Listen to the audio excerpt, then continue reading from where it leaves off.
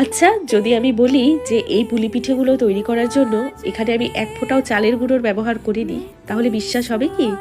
তবে এটাই সত্যি যে পুলিগুলো তৈরি করার জন্য আমি এক ফোঁটাও চালের গুঁড়োর কিন্তু ব্যবহার করিনি। এই পুলিগুলো তৈরি করেছি আমি সুজি দিয়ে। সুজি দিয়ে যে এত সুস্বাদু এবং এত দুর্দান্ত পিঠে তৈরি করা যায়, ভিডিওটা না দেখলে কিন্তু বিশ্বাসই হবে না। সুজি দেওয়ার কারণে পিঠেগুলো এতটাই নরম তুলতুলে হয় যে মুখে দেওয়ার সাথে সাথেই মিলিয়ে যাবে।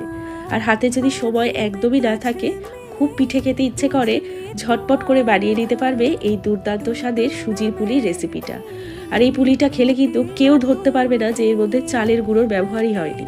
এটা যে সুজি দিয়ে তৈরি খেলে বোঝাই যায় না। অবশ্যই এইভাবে বানিয়ে দেখবে, বানানো যেমনি সহজ, খেতেও হয়। রান্নাঘরে সবাইকে স্বাগত জানিয়ে শুরু করছি আজকের রেসিপি।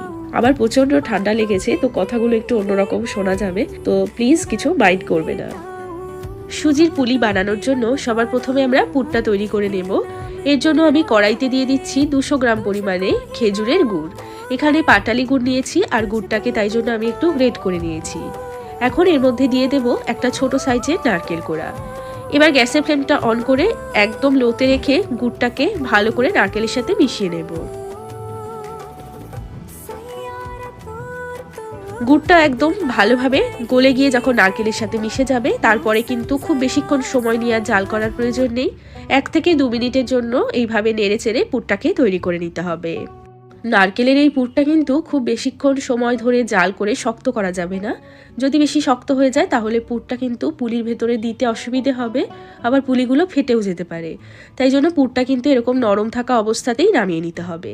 তো এখানে দেখো পুরটা আমাদের তৈরি হয়ে গেছে। আমি গ্যাসটাকে অফ করে দেব এবং এটাকে একটা বাটির মধ্যে ঢেলে নেব।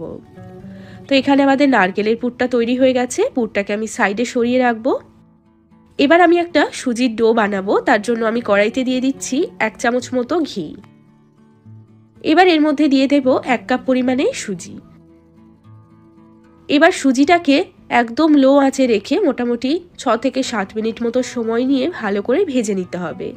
তবে সুজির মধ্যে যেন কোনো রকম কালার না ধরে যায়, তাই জন্য ভালোভাবে নেড়ে চেড়ে কিন্তু সুজিটাকে ভাজতে হবে। আর তোমরা যে কোনো একটা বাটি বা কাপ সেট করে নিতে পারো এরকম সুজি এবং বাকি উপকরণটা দেওয়ার জন্য, তাহলেই কিন্তু ডোটা একদম ঠিকঠাক তৈরি হবে। ডো যদি ঠিকঠাক তৈরি না হয় তাহলে পুলিগুলো কিন্তু কখনোই ঠিক করে তৈরি করা যাবে না। তো দেখো সুজিটাকে আমি 6-7 মিনিট মতো সময় নিয়ে ভালো করে নেড়ে চেড়ে ভেজে নিয়েছি। এখন আমি এর মধ্যে অ্যাড করব দুধ। আমি এই ডোটা দুধ দিয়ে তৈরি করছি, চাইলে তোমরা জল দিয়েও বানাতে পারো। আমি 1 কাপ সুজি নিয়েছিলাম, তাই জন্য এখানে আমি দিয়ে দেব 1.5 কাপ পরিমাণে লিকুইড।